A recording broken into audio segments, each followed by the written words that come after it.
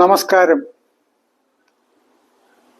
Kottayam medical കോളേജിലുണ്ടായ അപകടം, കെട്ടിടം തകർന്നു വീണ് ഒരു സ്ത്രീ മരിക്കാനിടയായ ആ സംഭവം ഇന്ന് കേരളത്തിലെ മുഴുവൻ മലയാളികളുടെയും ഒരു തീരാ നൊമ്പരമായി മാറിയിരിക്കുകയാണ്. തലയോലപ്പറമ്പ് സ്വദേശിനിയായ വീട്ടമ്മ ബിന്ദു മകളുടെ ചികിത്സയ്ക്ക് വേണ്ടി മകൾക്ക് കൂട്ടിരിപ്പുകാരിയായിട്ടാണ് ഈ കോട്ടയം മെഡിക്കൽ കോളേജ് ആശുപത്രിയിൽ എത്തിയത്. അവിടുത്തെ ഏകദേശം 10-60 വർഷം പഴക്കമുള്ള പഴയ ബ്ലോക്കിൽ, അല്ലെങ്കിൽ ഏറെ താമസിയാതെ പൊളിച്ചു മാറ്റാൻ നിർത്തിയിരുന്ന ആ ബ്ലോക്കിലെ ടോയ്ലറ്റ് ഉപയോഗിക്കാൻ വേണ്ടി അകത്തേക്ക് കയറുന്ന സമയത്താണ് ഈ അപകടം ഉണ്ടായത്. പക്ഷെ അതാരും അറിഞ്ഞിരുന്നില്ല.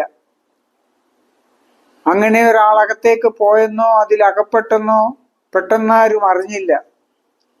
അതാണ് അതിൻ്റെ രക്ഷാപ്രവർത്തനത്തെ ബാധിച്ചതും അത് പ്രതീക്ഷിച്ചതിലേറെ വൈകിപ്പോയതിനും കാരണം. ഈ സംഭവം നടന്ന്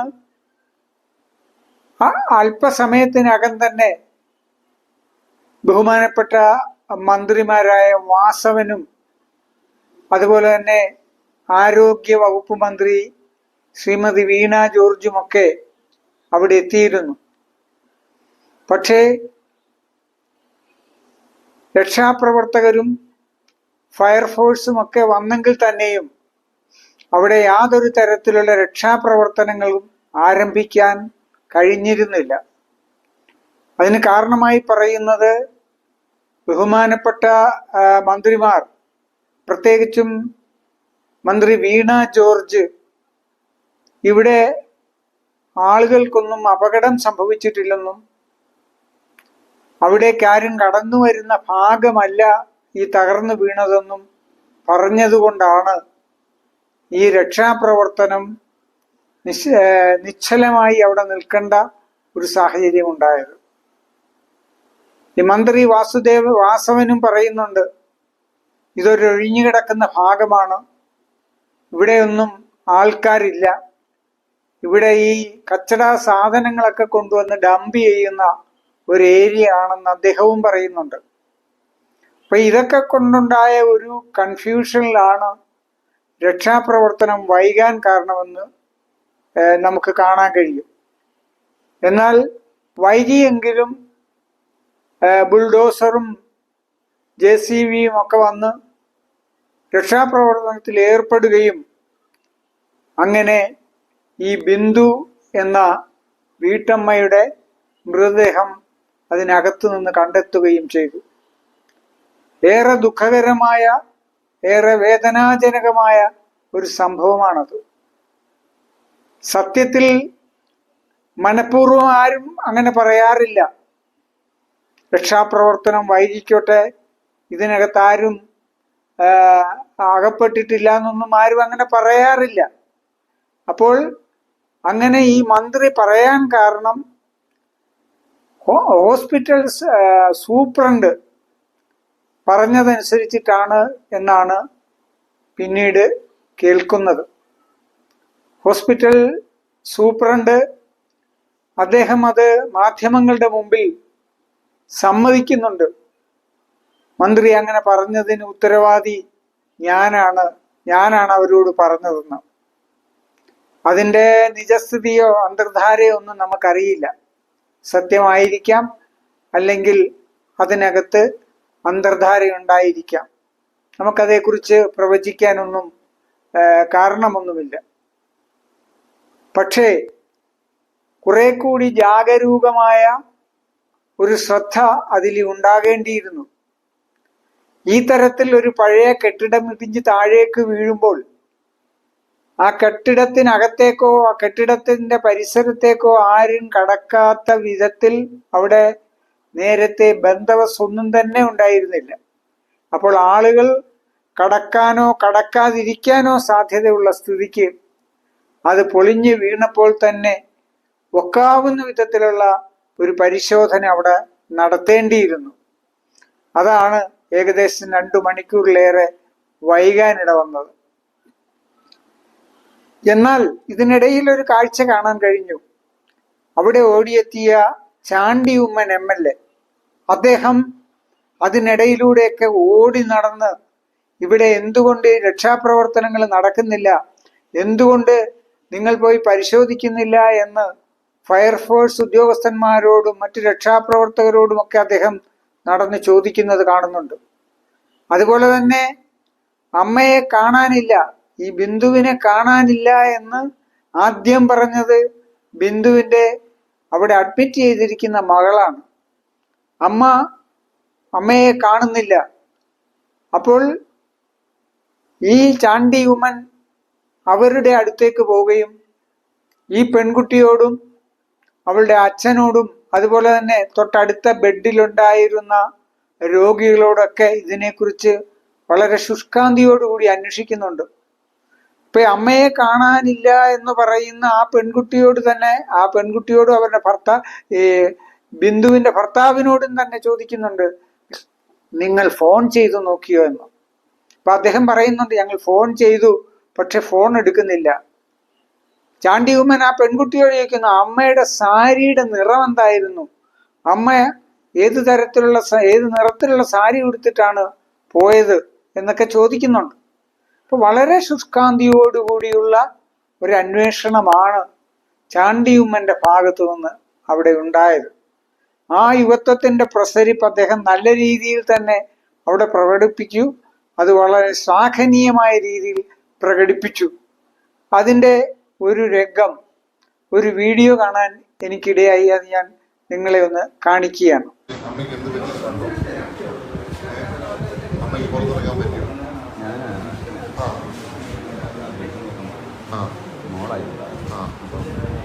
പല വഴിക്കാൻ നോക്കുന്നത്. അപ്പം ഞാൻ ഇവിടെ പല വഴിക്ക് നോക്കി വന്നപ്പോൾ എൻ്റെ അടുത്ത് പറഞ്ഞ് കൊച്ചിന് ഫുഡ് കൊടുക്കണം, മെഡിസിൻ കൊടുക്കണം എന്ന് പറഞ്ഞ് എൻ്റെ ചീട്ടും വീട്ടിൽ മേലോട്ട് വരുമായിരുന്നു. മേലോട്ട് വന്നിട്ട് കൊച്ചിനെ ഫുഡ് കൊടുത്തിട്ട് എനിക്ക് കൊച്ചു പറഞ്ഞത് ബാത്റൂമിൽ പോയി വാഷ് ചെയ്യാൻ പോയെന്നാണ് പറഞ്ഞു. ഫോൺ വിളിച്ചോ? ഞാൻ ഫോൺ വിളിച്ചപ്പം എടുക്കുന്നില്ല. ഇപ്പോഴും വിളിച്ചോ? ഇപ്പോഴും ഞാൻ വിളിച്ചു, ഇപ്പോൾ എടുക്കുന്നില്ല.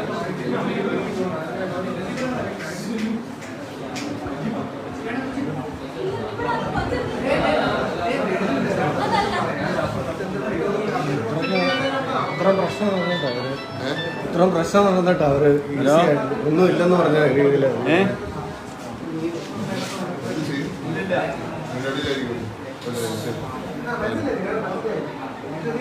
ഒന്നും പറഞ്ഞില്ല. വേറെ എവിടെ പോയതാണെങ്കിലും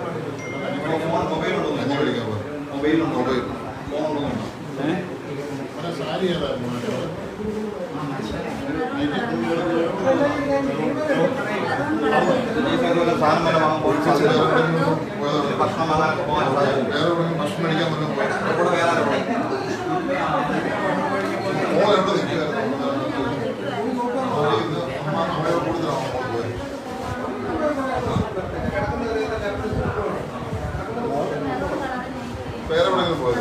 പരിക്ക് പറ്റിയവരെ സന്ദർശിക്കും.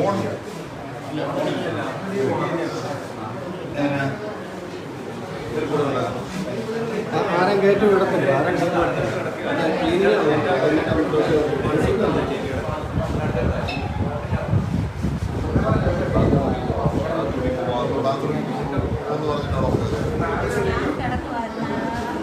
ആ ബാത്റൂം ഉപയോഗിക്കുന്നതാണോ ദിവസം പോയിക്കൊണ്ടിരിക്കുന്നത്? മാറ്റുന്നുണ്ട്, അവിടെ ഒന്ന് നിൽക്കാം. ചാണ്ടി ഉമ്മൻ വളരെ ശുഷ്കാന്തിയോടുകൂടി അവിടെ നടന്ന് അതിൻ്റെ പ്രവർത്തനങ്ങളിൽ ഏർപ്പെടുകയും അതുപോലെ തന്നെ ആ തെരച്ചിൽ രക്ഷാപ്രവർത്തനം ത്വരിതപ്പെടുത്തുന്നതിന് വേണ്ടിയിട്ടുള്ള പ്രയത്നമെല്ലാം നടത്തുകയും ചെയ്തു. അതുപോലെ തന്നെ അദ്ദേഹം സ്വന്തം പിതാവിൻ്റെ പേരിലുള്ള ട്രസ്റ്റിൻ്റെ ഒരു 5 ലക്ഷം രൂപ അവർക്ക് സഹായധനമായി പ്രഖ്യാപിക്കുകയും ചെയ്തു. ഈ കെട്ടിടം വളരെ പഴയതാണെന്നും അത് പൊളിച്ചു മാറ്റേണ്ടതാണെന്നും പുതുക്കി പണിയേണ്ടതാണെന്നും ഒക്കെ തീരുമാനം 2013 എടുത്തു എന്ന് പറയുന്നുണ്ട് അന്നത്തെ ഗവൺമെന്റ്. അന്ന് ഉമ്മൻചാണ്ടി ഗവൺമെന്റാണ്. പക്ഷേ 2013 അതിന്റെ കാര്യങ്ങളൊക്കെ മുമ്പോട്ട് നീങ്ങി 2016 പിണറായി വിജയന്റെ ആദ്യ ഗവൺമെന്റാണ് ആ കെട്ടിടം പുതുക്കി പണിയുവാനും പഴയത് പൊളിച്ചു മാറ്റുവാനുമുള്ള ഔദ്യോഗികമായ തീരുമാനമെടുത്തത്. പിന്നീട് അതിന്റെ പണികൾ കിഫ്ബിയെ ഏർപ്പെടുത്തുകയും അത് മുന്നോട്ട് പോവുകയും ചെയ്തെങ്കിലും തന്നെ അതിന് വളരെയേറെ ഇഴച്ചിൽ സംഭവിച്ചു. അതിന് കാരണം പറയുന്നത് കോവിഡിന്റെയും അതുപോലെ തന്നെ ആ വെള്ളപ്പൊക്കത്തിന്റെയും ഒക്കെ കാലഘട്ടത്ത് പണികളൊന്നും നീങ്ങിയില്ല എന്നുള്ളതാണ്. എങ്കിൽ തന്നെയും ഏകദേശം ഒരു 10 കൊല്ലത്തോളം ആകുന്നു ഈ ഗവൺമെന്റ് തീരുമാനം എടുത്തിട്ട് പോലും അത് പൂർത്തീകരിക്കാൻ എന്ന് പറയേണ്ടിയിരിക്കുന്നു. ഇപ്പോൾ ഏകദേശം അത് പൂർത്തീകരിച്ചു കഴിഞ്ഞു. അതിലേക്ക് ആളുകളെ ഇപ്പോൾ ഈ അപകടത്തിന് ശേഷം കഴിഞ്ഞ ദിവസം ഷിഫ്റ്റ് ചെയ്ത് വാർഡുകളൊക്കെ അങ്ങോട്ട് നീങ്ങിക്കഴിഞ്ഞു എന്നാണ് കേൾക്കാൻ കഴിയുന്നത്. ഇനി അതിനകത്ത് തന്നെ സർജിക്കൽ വിഭാഗമുണ്ട്. ആ സർജിക്കൽ വിഭാഗവും പഴയ കെട്ടിടത്തിൽ നിന്ന് അങ്ങോട്ട് ഷിഫ്റ്റ് ചെയ്യേണ്ടതായിട്ടുണ്ട്. സത്യത്തിൽ ഈ മന്ത്രിമാർ ഇത്രത്തോളം നിരുത്തരവാദിത്തപരമായ രീതിയിൽ പെരുമാറിയത് അല്ലെങ്കിൽ അതിനെ നിരീക്ഷിച്ചത് എന്താണെന്ന് ചോദിച്ചു കഴിഞ്ഞാൽ നമ്മളുടെ യുക്തിക്ക് മനസ്സിലാകുന്നത് അത് പർപ്പസ്ലി ആയിരുന്നില്ല. പക്ഷേ ഇലക്ഷൻ അടുത്തു വരികയാണ്. അപ്പോൾ ഈ നമ്പർ 1 കേരളം അല്ലെങ്കിൽ നമ്പർ 1 ആരോഗ്യ കേരളം എന്നുള്ള സംഭവം ആ ഗ്ലാമറോടുകൂടി തന്നെ ഈ ഇലക്ഷൻ വരെ കൊണ്ടുപോകേണ്ട കാര്യമുണ്ട്. അതിന് കോട്ടമൊന്നും സംഭവിക്കരുത്. അതുകൊണ്ട് എന്തു പ്രശ്നവും ഒരു പ്രതിസന്ധിയും ഒരു പ്രശ്നവും അവിടെ ഉള്ളതായി പുറമേ അറിയരുത്. അതുകൊണ്ടാണ് കെട്ടിടം ഇടിഞ്ഞു വീണെന്നും ആ കെട്ടിടം ഇടിഞ്ഞു വീണത് ഇപ്പോഴല്ലെങ്കിൽ അല്പസമയത്തിനു ശേഷം ഇത് മാധ്യമങ്ങളിലൂടെ ലോകം അറിയുമെന്ന് ഒരു ബോധമുണ്ടായിട്ടും അവിടെ ഒരു കാഷ്വാലിറ്റി ഉണ്ടായില്ല എന്ന് വരുത്തുവാനുള്ള ഒരു ഭ്രമം കൂടി ഈ പറച്ചിലുണ്ട് എന്നുള്ളത് നമ്മൾ അനുമാനിക്കേണ്ടിയിരിക്കുന്നു. അല്ലെങ്കിൽ പറയാമല്ലോ, തീർച്ചയായിട്ടും സ്വാഭാവികമായ ആ തരത്തിലൊരു അപകടം സംഭവിക്കുമ്പോൾ രക്ഷാപ്രവർത്തകരോട് നിങ്ങൾ എത്രയും പെട്ടെന്ന് അതിനകത്ത് കയറി നോക്ക്, ആരെങ്കിലും അതിനകത്ത് പെട്ടിട്ടുണ്ടോ എന്ന് നോക്ക് എന്ന് പറയുക സ്വാഭാവികമാണ്. അതിന് മന്ത്രിയാകണമെന്നില്ല, വലിയ ബുദ്ധിയുള്ളവരാരും ആകണമെന്നില്ല. അവിടെ രക്ഷാപ്രവർത്തനത്തിന് വരുന്ന പാവപ്പെട്ട തൊഴിലാളികളായാൽ പോലും അവർക്ക് ആ യുക്തി ഉണ്ടാകേണ്ടതാണ്. അപ്പോൾ ഈ ഒരു പ്രശ്നം കൂടി ഉണ്ട്. അതായത് ഒരു കാഷ്വാലിറ്റി ഉണ്ടാകില്ല എന്ന് വരുത്തണം. അതോടൊപ്പം തന്നെ ഈ പറയുന്ന നമ്പർ 1 കേരളത്തിന്റെ ഗ്ലാമർ ഇലക്ഷൻ വരെ കാത്തു സൂക്ഷിച്ചു കൊണ്ടുപോവുകയും വേണം. ഇതെല്ലാം ആയിരിക്കാം അവരെ ഭരിച്ചത് എന്ന് നമ്മൾ അനുമാനിക്കേണ്ടിയിരിക്കുന്നു. സാഹചര്യങ്ങൾ അങ്ങനെയൊക്കെയാണ്. പിന്നെ മറ്റൊരു കാര്യം പറയുവാനുള്ളത്, ഇന്ന് വാർത്തയിലൂടെ കേൾക്കാൻ കഴിഞ്ഞതാണ്. എനിക്ക് തോന്നുന്നു മാതൃഭൂമി ചാനലിലാണ് എന്നാ തോന്നുന്നത്. അവിടെ അതേ മെഡിക്കൽ കോളേജിൽ തന്നെ ബോയ്സ് താമസിക്കുന്ന ഹോസ്റ്റൽ, സ്റ്റുഡൻസ് താമസിക്കുന്ന ഹോസ്റ്റൽ, മെൻ ഹോസ്റ്റൽ, അതും ഇതേ സെയിം കാലഘട്ടത്തിലുള്ള ബിൽഡിംഗ് ആണ്. വളരെ പഴക്കം ചെന്ന ബിൽഡിംഗ് ആണ്. ആ കെട്ടിടത്തിന്റെ ഇന്റീരിയർ ഒക്കെ വീഡിയോയിലൂടെ അവർ കാണിക്കുന്നുണ്ട്. അത് സിമെന്റ് എല്ലാം അടർന്നിളകി വീണ് കോൺക്രീറ്റിന്റെ കമ്പിയൊക്കെ തെളിഞ്ഞിരിക്കുന്ന തരത്തിലുള്ള ഒരു അവസ്ഥയാണ്. ഇതുപോലെ തന്നെ ഏത് സമയവും അത് ഊർന്നു വീഴാവുന്ന ഒരു കണ്ടീഷൻ. അവിടെയാണ് നൂറുകണക്കിന് കുട്ടികൾ താമസിക്കുന്നത് എന്ന് മനസ്സിലാക്കണം. ഇന്ന് ചാനലുകാരോട് അവിടെ താമസിക്കുന്ന കുട്ടികൾ തന്നെ പറഞ്ഞു, ഇനി നിങ്ങൾ ഇവിടെ ഓടി വരേണ്ടി വരുന്നത് ഈ ഹോസ്റ്റൽ ഇടിഞ്ഞു വീണു, അപകടം സംഭവിച്ചു എന്ന് റിപ്പോർട്ട് ചെയ്യാനാണ്. അത്രത്തോളം അവരത് മുന്നിൽ കാണുന്നുണ്ട്. അവർ തന്നെ പറയുന്നു, അവർ പലവട്ടം ഉത്തരവാദിത്തപ്പെട്ടവർക്ക് പരാതികൾ സമർപ്പിച്ചു. കോളേജ് സൂപ്രണ്ടിനും പ്രിൻസിപ്പലിനും മറ്റ് ഭരണാധികാരികൾക്കുമെല്ലാം തന്നെ, മന്ത്രിക്കുൾപ്പെടെ അവർ പരാതികൾ ബോധിപ്പിച്ചു, ഈ അപകട സാധ്യത ചൂണ്ടിക്കാണിച്ചു.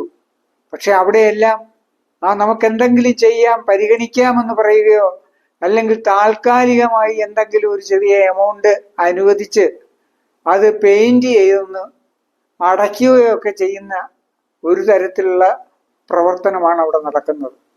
അപ്പോൾ ഏത് സമയത്തും ഒരു അപകടം പ്രതീക്ഷിക്കാവുന്ന ഒരവസ്ഥയിലാണ് ആ ഹോസ്റ്റലുള്ളത്. അതിലേക്ക് ബന്ധപ്പെട്ടവരുടെ സത്വരമായ ശ്രദ്ധ പതിയണമെന്നും വേണ്ട നടപടികൾ സ്വീകരിക്കണമെന്നും ചുരുങ്ങിയ പക്ഷം ആ കുട്ടികളെ, ആ വിദ്യാർത്ഥികളെ അവിടെ നിന്നും മറ്റെവിടേക്കെങ്കിലും മാറ്റി താമസിപ്പിക്കുകയും ചെയ്യണമെന്നാണ് എനിക്ക് പറയുവാനുള്ളത്.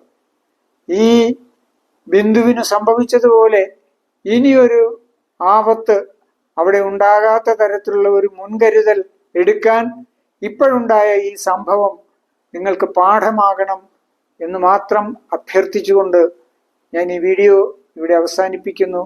എല്ലാവർക്കും എൻ്റെ ഹൃദയം നിറഞ്ഞ നന്ദി.